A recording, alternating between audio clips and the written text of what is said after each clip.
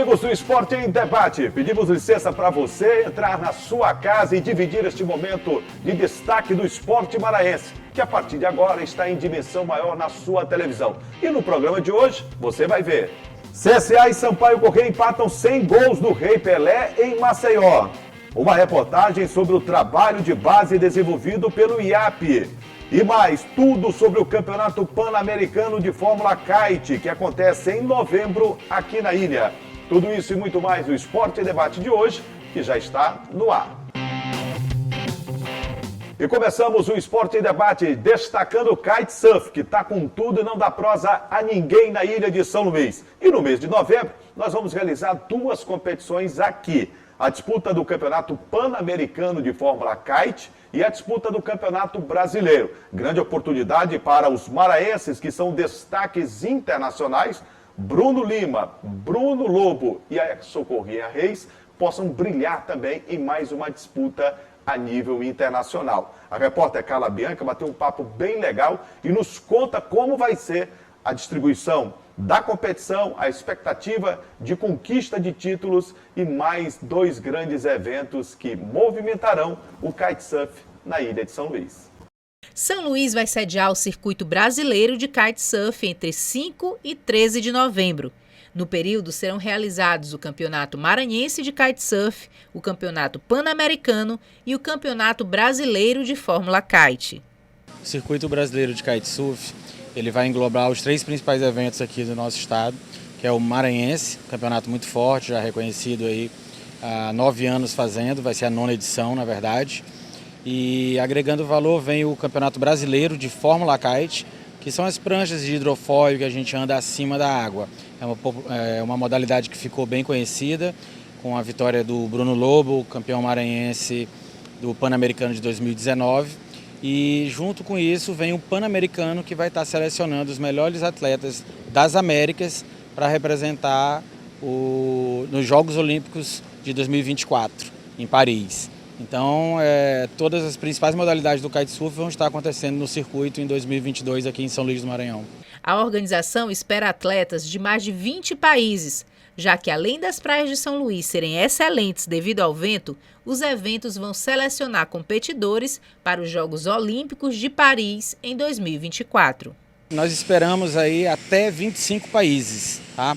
As inscrições começam agora a partir de sexta-feira e pelo que o Bruno e os atletas, Socorrinho, Bruninho e Lucas estão falando, a maioria dos atletas que estão agora nesse momento na Europa competindo no circuito mundial e o circuito europeu devem estar vindo. Então vamos nos preparar para receber aproximadamente aí 25 atletas de países diversos. O campeonato deve contar com as presenças dos atuais campeões pan-americanos, o maranhense e pentacampeão brasileiro Bruno Lobo e a piauiense Socorro Reis, tetracampeã brasileira e vice-campeã do Pan-Americano.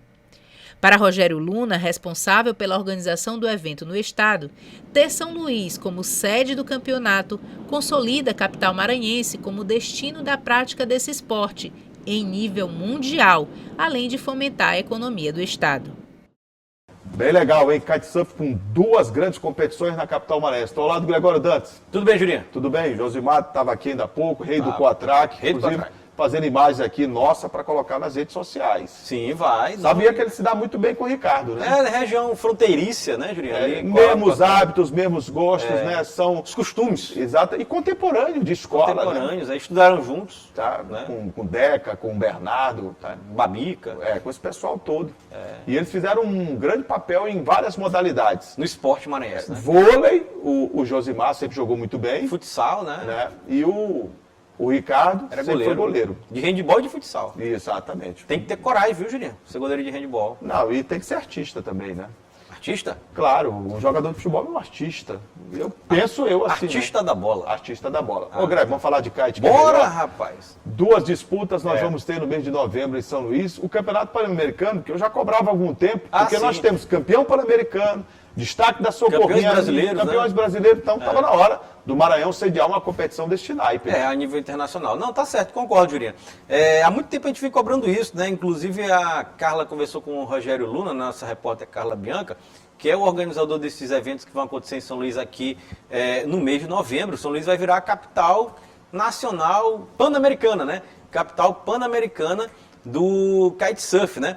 Entre os dias 5 e 13 de novembro. São Luís vai receber, além do Campeonato Maranhense de Kitesurf, também o Campeonato Pan-Americano de Fórmula Kite e também o Campeonato Brasileiro de Fórmula Kite. Lembrando que todos esses eventos, né, eles são preparatórios para o ciclo olímpico Paris 2024, né? É o sonho do Bruno Lobo, ele vem se preparando muito para ser campeão olímpico, não só disputar. Ele quer estar na Olimpíada e quer conquistar o título. E da forma com que a carreira dele tem sido uma curva ascendente, a gente pode apostar aí em bons resultados. Não só dele, tem o Bruno Lima, tem a Socorro Reis, né? Sim. São atletas de alto nível técnico, né? Sim. E que com certeza, com todos esses critérios aí a seu favor, né? Areia, Conhece mar, a área, vento, treinam né? lá na Alcatel, Treinam, aqui né? em São Luís, e vão né? disputar competições como essas, eles têm grandes possibilidades de, quem sabe, né? Tem. Conquistar uma medalha. Sim, claro. Lembrando, como você já destacou, né, Juliano? O Bruno Lobo é nosso campeão pan-americano, foi campeão em Lima, no Peru, né? Também é pentacampeão brasileiro, gente. Pentacampeão brasileiro de kite. A Socorrinha Reis é tetracampeão brasileiro e vice-campeão pan-americano. São nossos grandes destaques do esporte aqui representando o estado do Maranhão. Estão fazendo uma turnê aí pela Europa, fizeram muitas competições ali na Itália, Mar Mediterrâneo, Grécia e também ali no mundo asiático, né? Estão tentando se internacionalizar, né? Para tentar chegar em 2024 com chances reais, não só de disputar as Olimpíadas de Paris, claro, mas também de ganhar medalhas, de medalhar na Olimpíada de Paris 2024, e eles são franco favoritos, sem dúvidas, e os números 1 aqui no Brasil. Alguma coisa me diz, pela performance da Socorrinho e também do Bruno, né? Não só o Bruno Lobo, outro Bruno também, os dois Brunos, que aquela trajetória do Scheid, né? Sim. Iatismo, né? Mundial, a gente vai Na vela, poder, na vela, percorrer com esses No atletas kite. maranhenses no kite, viu? Eu acho que pelo andar da carruagem, pelo nível de concentração, de treinamento deles, a nossa esperança de medalha, para mim, cresce a cada dia, viu? Não, concordo. Tomara que dê tudo certo para eles, né? Que eles consigam ter uma carreira produtiva e vencedora. Depois do intervalo, o destaque para o trabalho nas divisões de base do clube IAP, na cidade de São Luís. Os detalhes, segura aí que daqui a pouco a gente volta.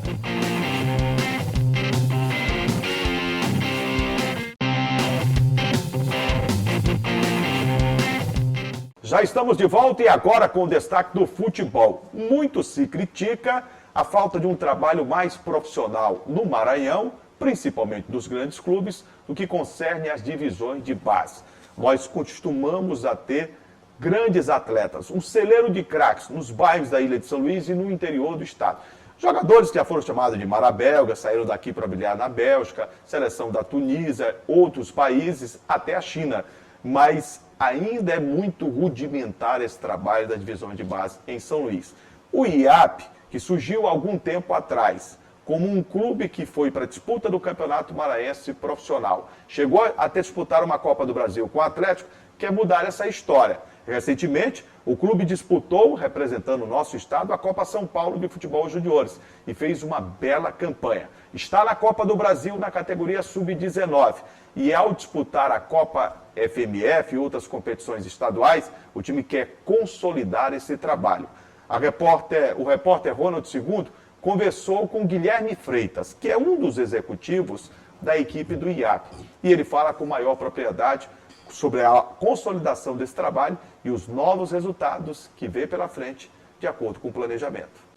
Atletas em campo e um ritmo intenso de treinos. Essa galera aqui já se prepara para a Copa FMF, que começa no dia 16 de outubro.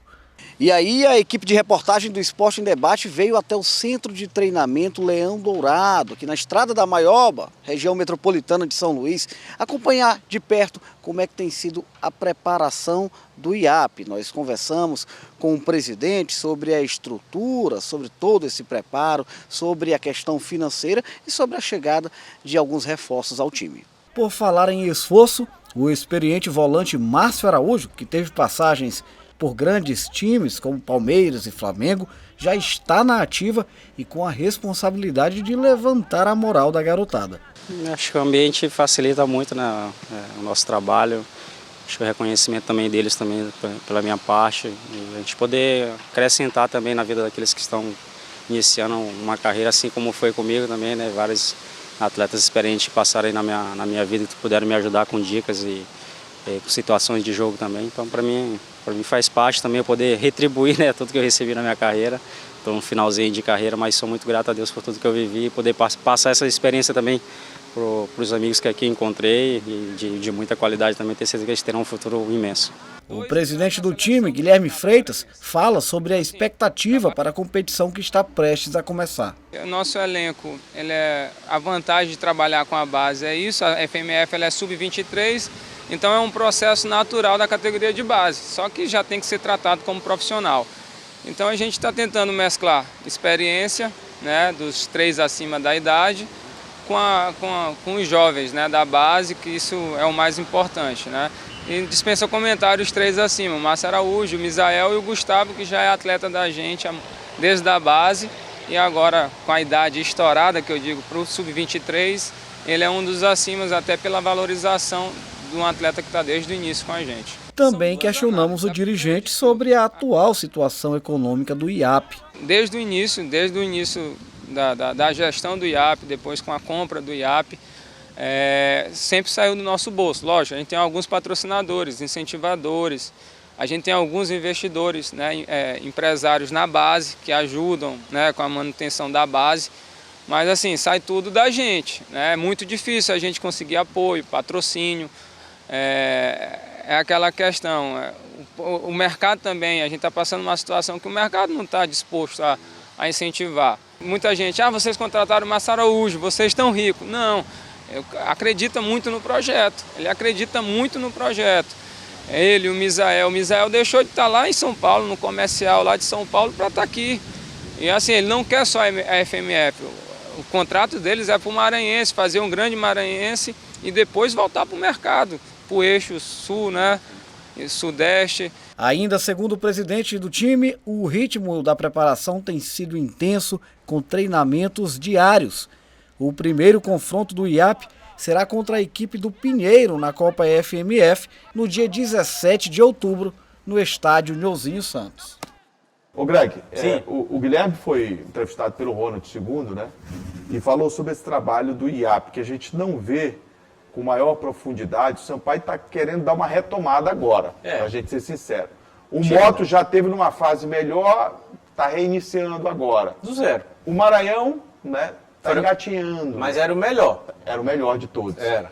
Quer dizer, não temos um trabalho consolidado. Não temos. E o IAP aí, com esse grupo de empresários, executivos do futebol, começa a fazer um trabalho e já colhe resultados. Porque a Copinha foi um grande destaque, o time do IAP. E agora disputa uma Copa do Brasil, inclusive. Sub-20. É verdade, Jurinha. Aqui tem algumas coisas para se destacar, né? Primeiro, com relação a esse trabalho de base realizado pelo IAP. O IAP era uma equipe, até a gente já estava comentando, né, Jurinha? Que foi fundada em 2008, não é uma equipe antiga, é uma equipe recente. Veio de, como a gente comentou nos bastidores também, de uma dissidência, né? Entre o presidente Pereirinha, que era vereador de São Luís, inclusive, foi presidente da Câmara durante muitos anos, da Câmara Municipal aqui de São Luís, com o presidente Sérgio Frota, que era o presidente do Sampaio Correia, né? Eles tiveram um rompimento, e aí o Pereirinha fundou o IAP, que surgiu, né, com o nome Instituto Amigos de Pereirinha, né? Depois teve um período que foi profissional, depois largou as atividades profissionais, né? Ficou dedicado exclusivamente à categoria de base, e agora, recentemente, volta às atividades profissionais. Inclusive, esse ano disputa a Copa FMF, que vai começar agora, né? Agora no mês de... daqui a pouquinho, né? No mês de outubro a Copa FMF começa e o IAP vai disputar. Será um dos representantes que tentará uma vaga nas competições nacionais, ou Copa do Brasil ou Série D. O IAP tem Só um detalhe, era do Pereirinha e ele arrendou para um grupo que tem o ex-vereador Severino Salles, o Guilherme e outros empresários que estão fazendo um trabalho aí, né? Profissional, mas empresarial do clube. Isso que eu ia falar. Até teve um nome, uma mudança na razão social. Mudou o nome do IAP, né? Que era Instituto Amigos de Pereirinha, se transformou em Instituto de Administração de Projetos Educacionais Futebol Clube. para manter a sigla, né? Aí ele conseguiu manter a sigla, fez esse nome aqui, se transformou numa equipe empresa. Aqui a gente sempre fala muito aqui no nosso Esporte em Debate, inclusive também na rádio a gente fala muito também, que o Maranhão ele trata o futebol de base como se fosse prejuízo, como se fosse gasto. E não é, na verdade é um investimento. E no Brasil inteiro existem equipes formadas por empresários para única e exclusivamente captação de jogadores, aliás, captação, né, nos bairros, na cidade do interior, como já falou, revelação, aprimoramento desses jogadores para única e exclusiva objetivo de venda, né, para equipes nacionais e internacionais. O IAP, por um tempo, funcionou assim, né, fez uma boa participação na Copa São Paulo de Futebol Júnior, como você lembra, está inclusive disputando muito bem o Campeonato Brasileiro Sub-20, né, a Copa do Brasil Sub-20, aliás, muito bem, e tem essa missão, que é revelar jogadores para venda internacional e venda aqui no mercado nacional. Então, o Guilherme falou sobre isso com o Ronald II, falou sobre como que funciona essa estrutura e como funciona esse trabalho, né, que é um trabalho diferente de um trabalho realizado, por exemplo, de um Sampaio Corrêa, que acabou, está fazendo peneiras agora, né, para tentar se recuperar disso. Está uma reviravolta, porque inclusive voltou agora e já conquistou o título, a divisão de base, sim, o Sampaio. Mas está muito longe ainda do ideal para um time que tem a massa do Sampaio, que é o moto, né? O Maranhão, que sempre foi um baluarte nesse trabalho. É porque o Maranhão mantinha uma equipe de categoria de base fixa, né? Mantinha disputando. As equipes do Maranhão, infelizmente, elas têm aquela função, Jurinha, de que se desfazem completamente da equipe, de toda a comissão técnica, e aí contrata um time inteiro para só vestir a camisa do time. Chama literalmente de time de aluguel, né? Que era assim que estava funcionando a categoria de base do Maranhão. O IAP funciona de maneira diferente, tem um objetivo claro. Tem alguns exemplos no futebol nacional, futebol internacional. Durante muito tempo o Red Bull funcionou assim. Tem um time do Uruguai que funciona assim, inclusive, que é só para captação e revelação de jogadores para venda para o mercado nacional e internacional. É uma ideia interessante e o trabalho está sendo bem feito. Depois do intervalo, o destaque para a Série B do Campeonato Brasileiro. Sampaio empata com o CSA fora de casa e mantém ainda perspectivas matemáticas de acesso. Segura aí que daqui a pouco a gente volta.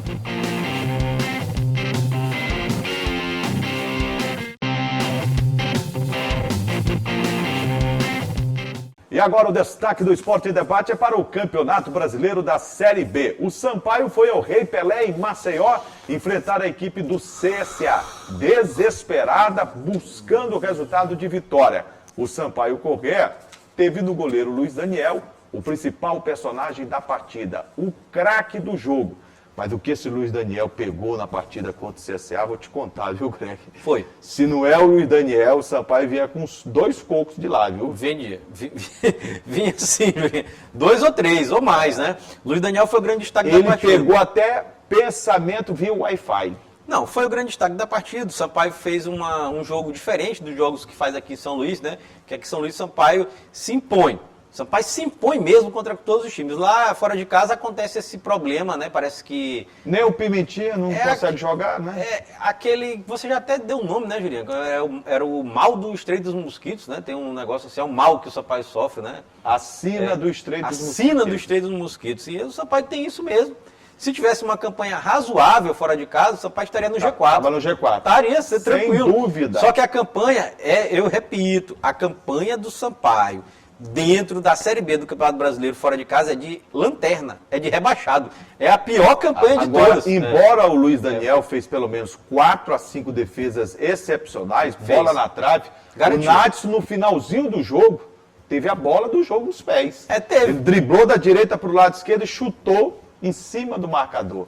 Teve, Juliano. Só que o Sampaio também não merecia ganhar esse jogo, não. Não, claro que não. O Sampaio foi dominado, foi amassado pela equipe do CSA, que, como você disse, estava altamente desesperado em busca do resultado, porque corre risco seríssimo de rebaixamento, inclusive é a primeira equipe... Em muitos momentos, desesperado para buscar o resultado, sim, se abriu. E isso o Sampaio não soube aproveitar se o perdeu contra-ataque. completamente, bagunçado. É diferente, ó, o Sampaio é uma equipe organizada taticamente, a gente sabe como o Sampaio joga, sabe como é que é o comportamento do Sampaio dentro de campo, quem fica na ponta esquerda, na ponta direita, centroavante, os dois volantes. O Sampaio é um time bem desenhado, né? Tanto que a posição do Sampaio reflete isso na tabela de classificação da Série B do Campeonato Brasileiro. O CSA não, está desesperado. Teve até um momento na partida que a própria torcida do CSA estava louca, vaiando o time porque não acreditava que o time ia ficar mais uma rodada da zona de rebaixamento, como acabou ficando por conta desse empate. O resultado não foi bom para o CSA, aliás, foi péssimo para o CSA, porque precisava ganhar para sair da zona de rebaixamento. Desesperador a situação deles. E foi, vamos dizer assim, pela conjuntura do campeonato. Foi bom negócio. Foi bom para o Sampaio, pela conjuntura. Pelo que foi o jogo, pelas defesas do Daniel, o Sampaio tinha que comemorar o Pelo resultado que do foi o empate. jogo, pela conjuntura do campeonato, que o Sampaio não ganha fora de casa, foi bom. Agora, se o Sampaio tem um sonho, um plano de entrar no G4, tem que ganhar do time da zona de rebaixamento. Sim, teria que ganhar. Mas o Sampaio já iniciou o campeonato com um plano definido. Isso. O presidente falou, Sérgio Frota, permanecer na Série B. Inclusive, Já está na Série B para o ano de 2023. Inclusive, Esse algo a mais é algo que falta no elenco. Inclusive, isso foi dito em uma entrevista coletiva ao lado do Léo Condé, né? Antes de começar o campeonato, dizendo assim, nosso objetivo é permanecer na Série B. Conseguiu. Chegou aos mágicos 45 pontos, fez mais 48 e agora com mais esse 49. Só que isso alimentou na torcida um sonho, né, Juliano, de voltar à Série A do Campeonato Brasileiro, né? E o Sampaio não conseguiu esse resultado positivo fora de casa, parou nos 49 pontos, com esse recorte momentâneo da tabela que eu vou falar. O Sampaio, aliás, vou falar os 10 primeiros, Juliano. O Cruzeiro já é campeão, 72 pontos, né? Jogou de 3 agora do Sport. Isso, mas já era campeão, já tinha inclusive feito a festa em casa e tal, tudinho. O Grêmio chegou a 57 pontos, está na segunda colocação. O Bahia 56, o Vasco 55. Para mim, eu acredito que Bahia e Grêmio também já conseguiram. Assim, o Vasco está ameaçado, mas por conta muito do Sport que conseguiu ganhar do Cruzeiro, né? O Sport tem 52 pontos, significa que está 3 pontos, uma vitória atrás. Aí tem o Ituano que tem 51. O Vasco vai ter que rebolar, viu? Isso. O Ituano tem 51, também de certa forma chega a ameaçar o Vasco, mas são 4 pontos, mas chega a ameaçar, né? Cadê, rapaz? O Sampaio Corrêa, 7ª colocação, 49 pontos. A colocação do Sampaio é simplesmente sensacional. espetacular. Sensacional. A gente precisa admitir que a campanha do Sampaio Corrêa é belíssima. Como o Greg falou ainda há pouco, se tivesse fora de casa conquistado 2 ou 3 vitórias razoável, nem precisava espetacular. O Sampaio estaria no G4 do Campeonato Brasileiro. Estaria. Mas deixar de reconhecer que o Sampaio é o orgulho para o futebol do estado do Maranhão, numa Série B tão competitiva, a mais difícil este ano. De todos os tempos. De todos os tempos. É claro que o Sampaio está de parabéns pela campanha. A gente vai sempre ficar com uma perspectiva e um gosto de, poxa, 3 pontos, 4 pontos a mais, 6 pontos a mais, o Sampaio poderia estar brigando hoje por um G4. Poderia. É verdade. Aliás, se o Sampaio tivesse uma vitória a mais, Jurinha, estaria com 52 pontos empatado com o Sport. Só uma fora de casa, uma daquela sequência de derrotas. Estaria empatado com o Sport ali na 5ª colocação, brigando verdadeiramente por uma vaga. Ô, Greg, o Sampaio se mantém vivo e em campo. Sim, tem que ir. Nesta terça-feira enfrenta a Chapecoense certo. No Estádio Castelão. Isso. Vai precisar do apoio do seu torcedor. É hora do torcedor ir, comparecer e dar uma força ao tricolor, né? Jogo marcado para 9h30 da noite, nessa terça-feira, dia 11, como o Jurinha falou aqui, né? Estádio Castelão. Horário bom pra caramba. É um horário péssimo. Mas, assim, o Sampaio, é um jogo que o Sampaio tem a obrigação de vitória e o Sampaio, na verdade, é amplamente favorito contra a Chapecoense aqui em São Luís. Então, eu acredito que o Sampaio vai ter um bom resultado nessa partida. E o próximo jogo, porque a gente tem que falar logo também, porque acontece no sábado. Então, no nosso próximo programa, na segunda-feira que vem, teremos já 2 rodadas realizadas. No sábado, teremos Novelli e Júnior, às 7h da noite, jogo complicadíssimo, contra o Ituano fora de casa. E o Ituano é justamente a equipe que está à frente do Sampaio com 51 pontos, ainda sonhando em chegar ao G4, né? Então, é um jogo que, na teoria, é mais fácil contra a Chapecoense agora terça-feira, né? E um jogo muito difícil contra o Ituano fora de casa. Eu digo que é muito difícil, até porque o Sampaio não ganha fora de casa. Por isso que eu considero o jogo muito difícil. Sem dúvida. Então, esse é o cenário do Sampaio. Lembrando que tem a 35ª, 36ª essa semana, né? Vai faltar só 2 jogos a partir da semana que vem para acabar a Série B do Campeonato Brasileiro. A campanha do Sampaio é fantástica. O Sampaio tem a menor folha de orçamento da Série B do Campeonato Brasileiro, Jurinha. E está na 7ª colocação. Gente, chegamos ao final do Esporte em Debate. Obrigado a todos pelo carinho da atenção dispensado. Obrigado pela audiência de coração, hein? Os canais de interação para que o público possa participar, Greg. Pois é, o telespectador pode contribuir com o nosso programa através do nosso canal de interação. Primeiro é o nosso site, que é o al.ma.leg.br/tv. Né? Tem também o telefone da nossa redação, que é o 3269-3028, e o nosso WhatsApp, passando aqui embaixo da sua tela. Mandar um abraço ao grande público telespectador da TV Assembleia. Um beijo do coração e obrigado pelo carinho da audiência de sempre. Abraçar aqui o Hinaldo, né? O Ricardo, que estão com a gente, o Kemuel. O Kemuel estava aqui, né? É, o grande bispo, né, rapaz? Bispo. Lá em cima, sempre simpático. E a gente agradece o carinho da sua audiência. Grande Frank, né? É. Um abraço, gente. Até a Rapaz, próxima. tem abraço também, rapaz. Pra quem? Gleidson, tá de férias. E segundo, foi para Paris. Segundo tá pra Paris, Tá pra né? Paris. Rapaz, Tá é pra brincadeira. Paris, Pode encerrar. Aquele não foi, ele foi, né? Não foi dessa Tchau, vez. gente. Um grande abraço, até a próxima. Tchau, tchau, tchau.